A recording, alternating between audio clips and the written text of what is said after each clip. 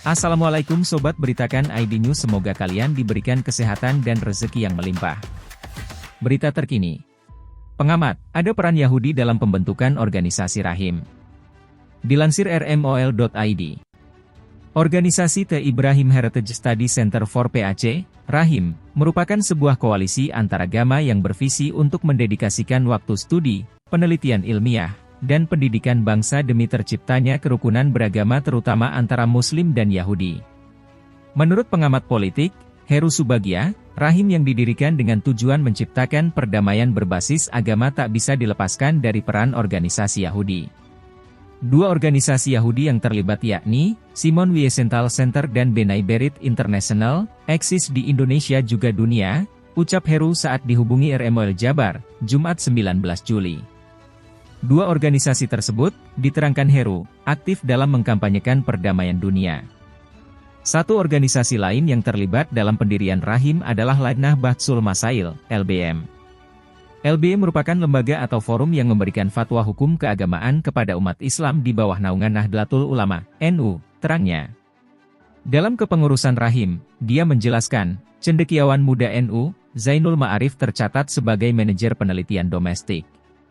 Zainal juga diketahui menjadi satu dari 5 rombongan cendekiawan NU yang datang ke Israel kendati PBNU membantah kunjungan tersebut tak pernah membawa nama NU. Zainal selama ini dikenal sebagai dosen dan akademisi di bidang filsafat Islam, ungkapnya. Lanjut Heru, tokoh muda NU lain, KH Mukti Ali Kusyairi, tercatat sebagai Presiden Direktur Rahim. Dia terkenal karena opini dan tulisannya di media massa yang banyak menyerukan perdamaian antar umat beragama.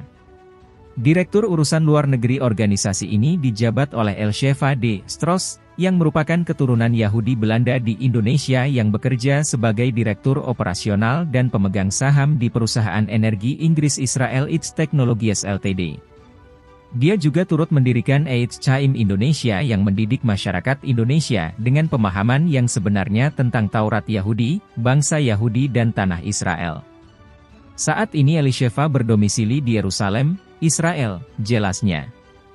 Berdirinya Rahim tak bisa dilepaskan dari sejarah masuknya Yahudi ke Indonesia.